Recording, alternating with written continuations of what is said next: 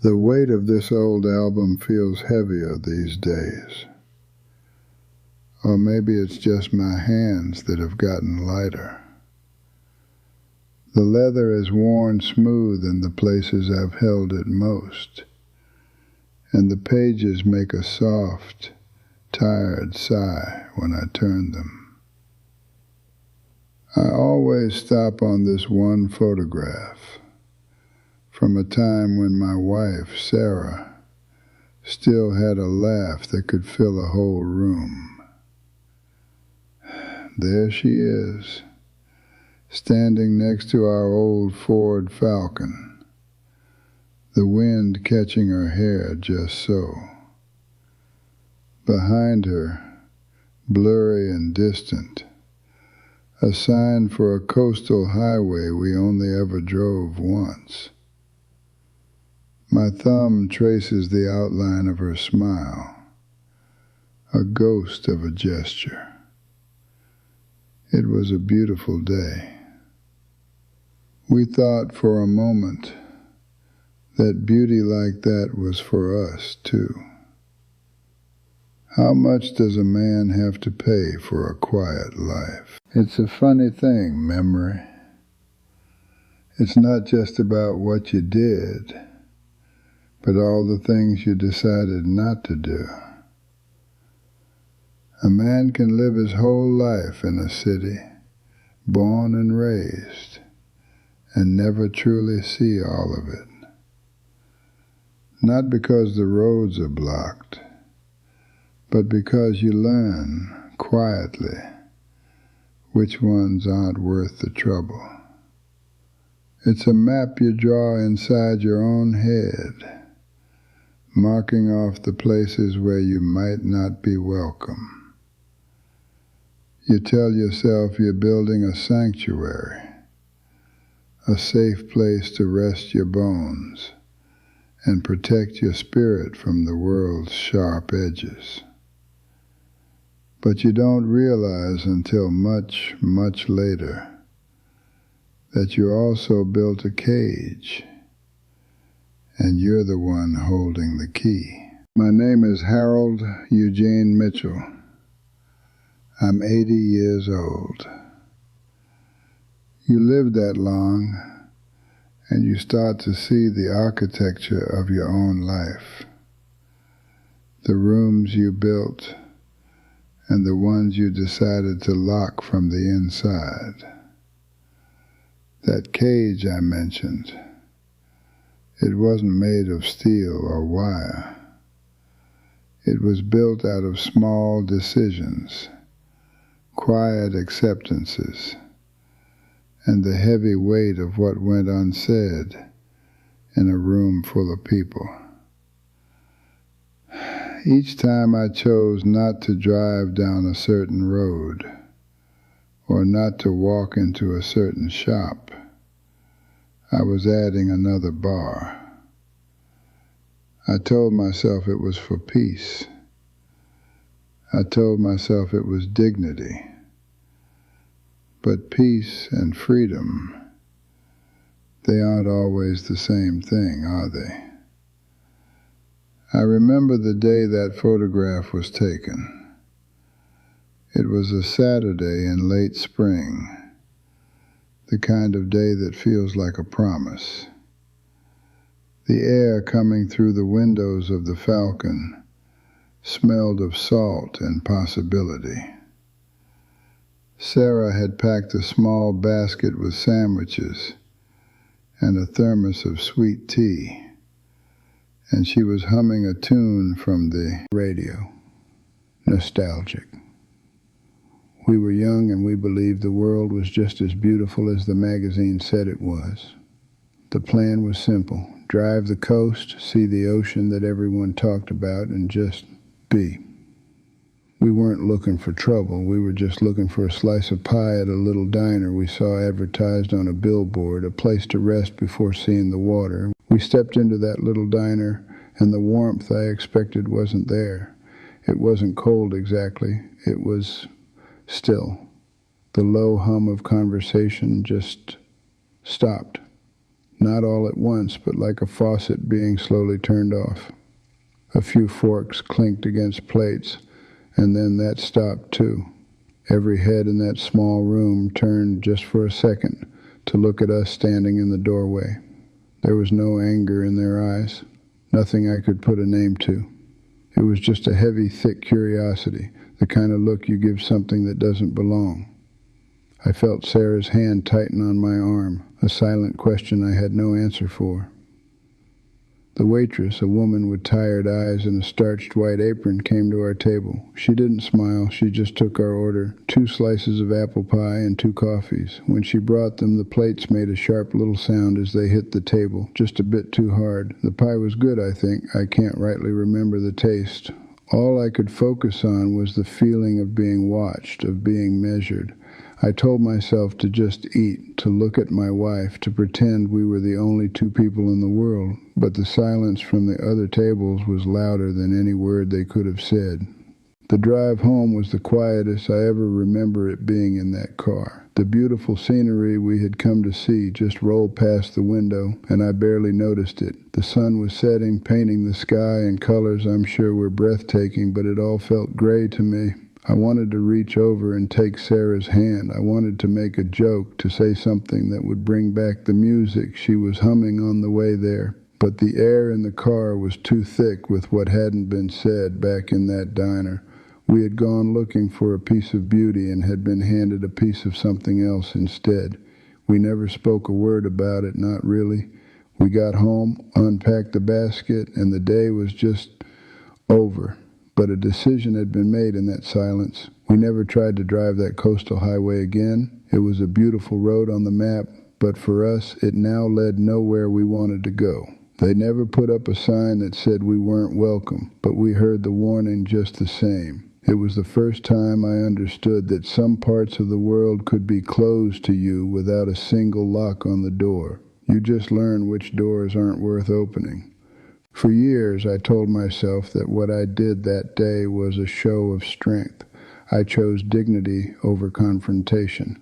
I was protecting my wife, shielding her from the ugliness that was simmering just beneath the surface of that quiet little room. It was easier to believe that. It felt noble.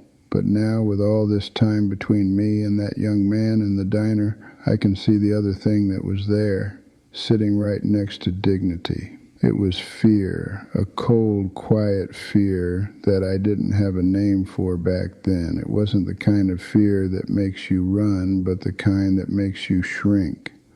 The kind that convinces you to make your world a little smaller, just to be safe. I've replayed that drive home in my mind more times than I can count. What if I had said something? What if I had looked the waitress in the eye and asked her if there was a problem? The thought is like a flash of heat even now. But what would have come of it? I would have been the angry man, the one causing a scene. Sarah would have been frightened. We would have left not with a quiet feeling of unease, but with the loud, ringing shame of being put in our place. So I chose silence. I told myself it was the high road, the path of the bigger man, but it was the path of survival. And surviving sometimes means you have to swallow your own voice. The real battle wasn't in that diner. It was inside of me, on the long, quiet ride home, and for all the years that followed. It's the fight between the man you want to be and the man the world allows you to be. You tell yourself you're being practical, that you're picking your battles, but each battle you choose not to fight draws the lines of your cage a little tighter. You don't win a war like that. You just learn to live within the territory you've surrendered. And you get so used to the quiet that you almost forget what it feels like to stand on a piece of ground and know without a doubt that it belongs to you too. My grandson David came to visit last week.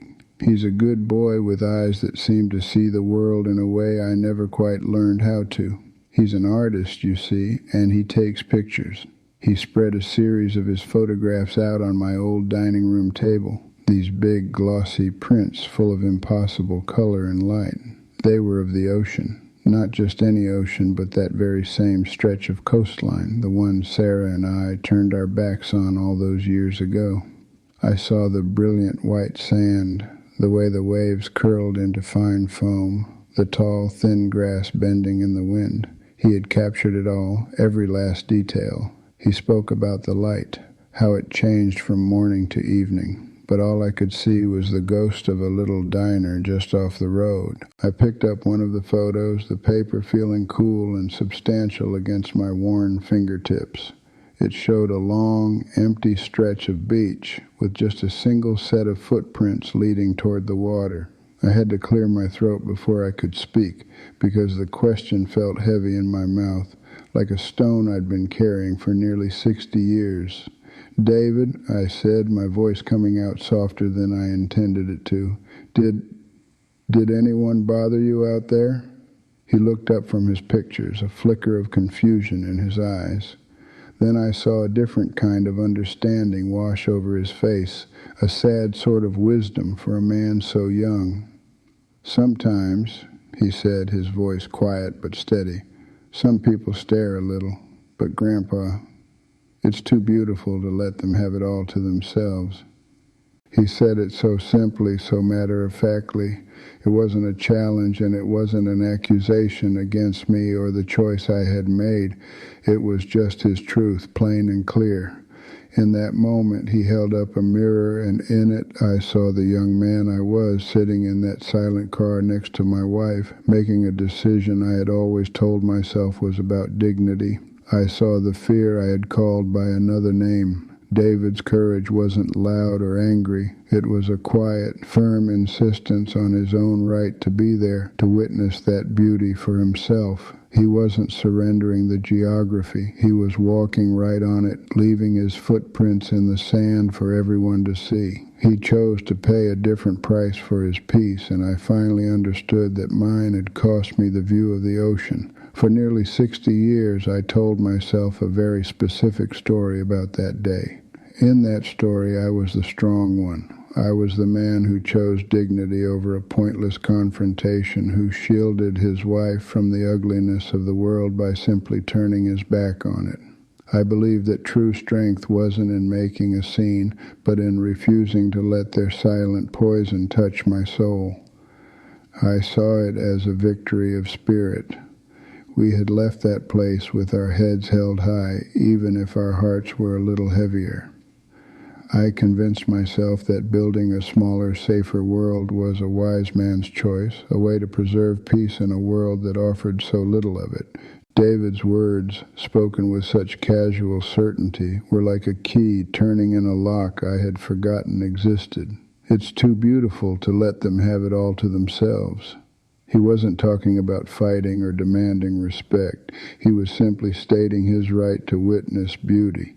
In that instant, the story I had told myself for decades crumbled into dust. I hadn't chosen dignity. I had chosen retreat. I had been so focused on the cost of confrontation that I never calculated the cost of my silence. The price for that quiet drive home wasn't just a slice of pie. The price was the ocean. I had willingly surrendered the geography, letting their unspoken rules edit the map of my own life. And that is the deepest, most patient truth of it all. The most effective cage isn't the one someone else builds around you. It's the one they convince you to build for yourself. That quiet, simmering prejudice doesn't always need to use force. Its greatest power lies in its ability to get inside your head and persuade you to police your own boundaries, to shrink your own world for the illusion of safety. They didn't have to put up a sign on that coastal highway. Their victory wasn't in making us feel unwelcome for an hour in a small diner. Their real victory was that for the rest of my life, I never went back to claim that view. I sit on my porch sometimes just watching the neighborhood breathe, and I see it. I see a young person walking down the street, and they'll pause for just a beat before going into a shop or an office.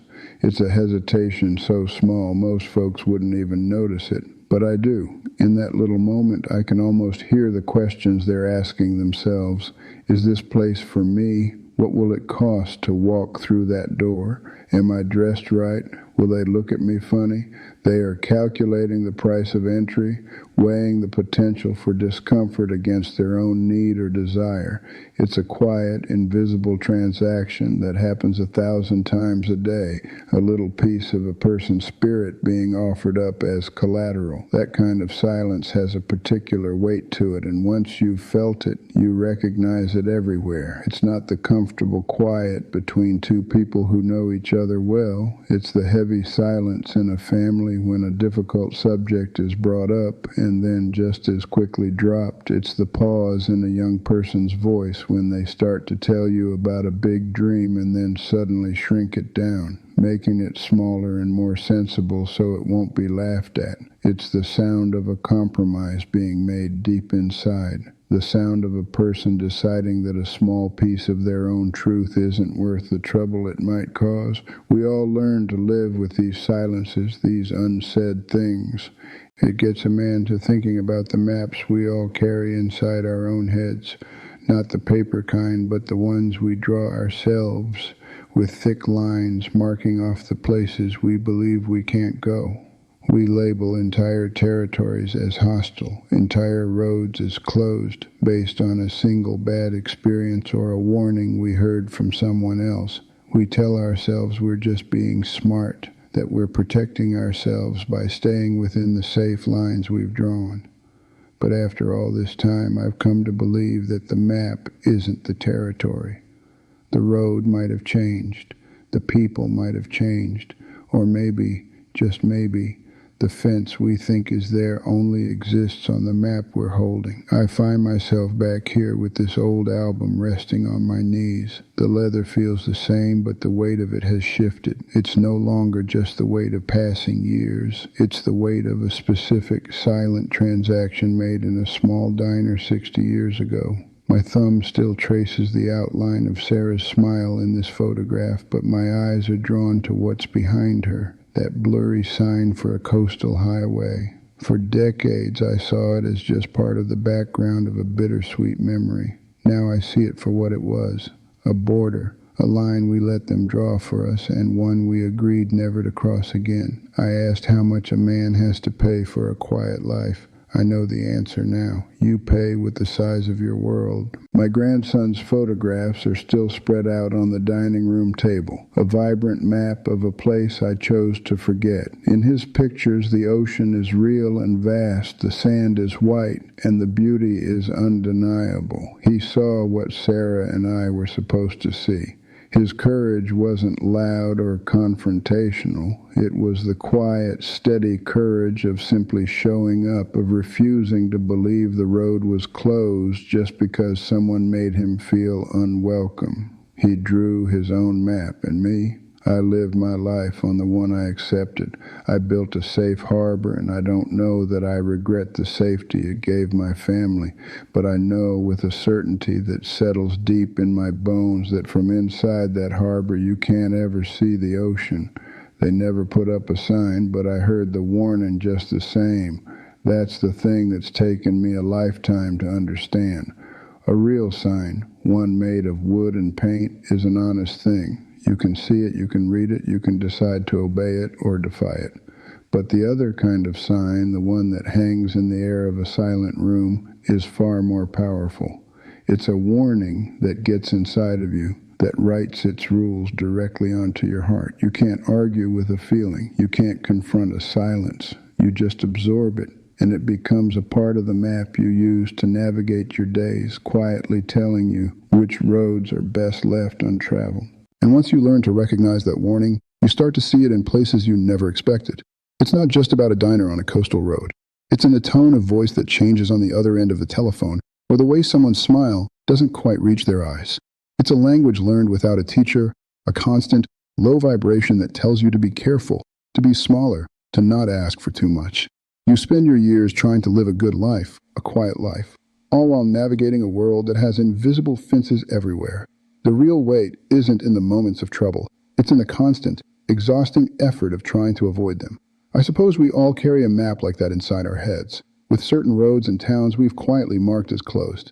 Maybe it was a look from a stranger, a story someone told us long ago, or just a feeling in our gut that made us draw that line. I get to thinking about those maps we hold on to so tightly, and I wonder about the one you carry. I wonder if there's a coastline or a quiet street, or a room full of people you've decided isn't for you. If you feel like sharing, I'd be honored to hear about a road you've taken or one you've always wondered about. We all have our own geography to navigate, after all.